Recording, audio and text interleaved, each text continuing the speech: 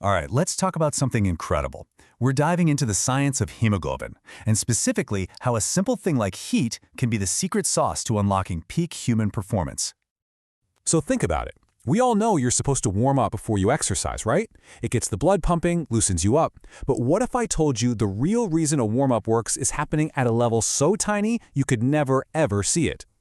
Exactly. The whole game isn't about your big muscle groups. It's happening inside your bloodstream. And it all comes down to one single fascinating molecule and how it decides to hold on to or let go of oxygen.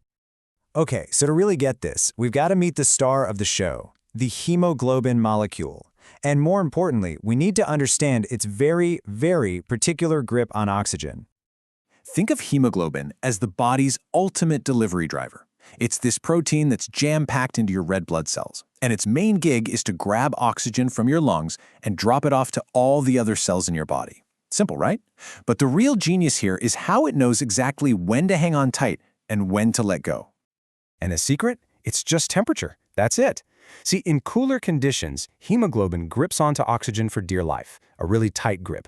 But as things heat up, its actual shape changes just a little bit, and that grip gets looser, making it release that precious oxygen. It's like a tiny, heat-activated delivery switch. Now, scientists, of course, have a name for this. They call it the rightward shift.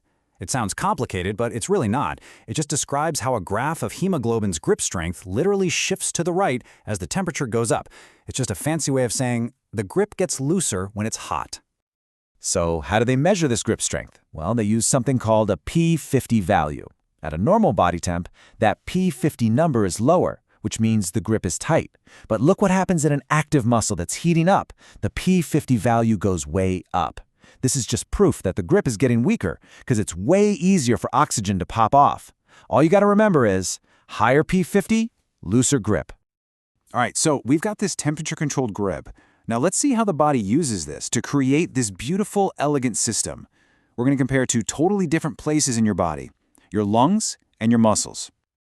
First up, the lungs. The environment here is pretty cool and stable, temperature-wise. This is absolutely perfect for hemoglobin. Its grip is at its tightest, so it can just greedily snatch up all the oxygen you're breathing in, loading up those red blood cells to the max before they ship out. But then, that same red blood cell gets to a muscle that's working hard, say in your leg while you're running. That muscle is generating a ton of heat, sometimes bumping up the local temp by a few degrees. And this is the brilliance of the whole system. That heat is the signal. It tells hemoglobin, okay, time to loosen up, and it unloads a fresh batch of oxygen right where the action is. So this is way more than just a neat biological trick. It has huge real-world consequences for athletic performance.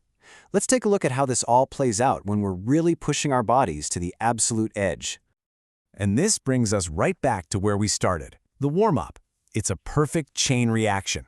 You start to move, your muscles get warmer, and that heat is the trigger for that rightward shift. Instantly, hemoglobin starts dropping off more oxygen, that oxygen fuels your cells, and suddenly your power and your reaction speed are boosted. A warm-up is literally priming this molecular delivery system for go time. But like anything, this system has its limits. If your body gets too hot, that's called hyperthermia. Hemoglobin's grip gets too loose. And even though there's oxygen everywhere, your other enzymes can't take the heat and they start to fail. That leads to fatigue. And on the flip side, if you get too cold, hypothermia, hemoglobin's grip becomes like a vice. It just won't let go of the oxygen.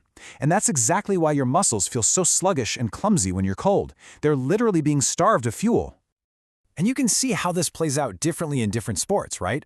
For sprinters or football players, those quick, intense spikes in muscle temp are perfect for getting a burst of oxygen right when they need it.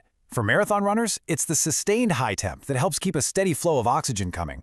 But for, say, a mountain climber in the cold, it's a huge disadvantage. That cold is tightening hemoglobin's grip, forcing their bodies to find other ways to compensate. So, when you take a step back and you look at this entire process, you start to realize it's not just a bunch of random chemical reactions. It's this incredibly smart, automated system. You know, this quote from the source material just nails it perfectly. It's a built-in matching system. The body doesn't need to think about it. The system is designed to perfectly match oxygen supply to demand, and it uses heat as its only signal. It's brilliant. So what makes it so perfect? Well, for one, the signal for more oxygen is simply heat, something the muscle is already making. The response from hemoglobin is completely automatic, no brain power required. This makes the whole thing insanely efficient. Oxygen is saved where it's cool and delivered where it's hot.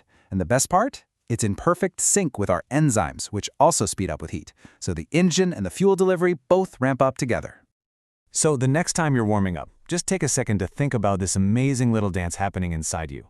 It really makes you wonder, if our bodies already have this perfect, self-regulating delivery system built right in, what are the true limits we're pushing against? Is it our muscles, our mind, or is it just this delicate, crucial balance of temperature that ultimately decides how far we can really go?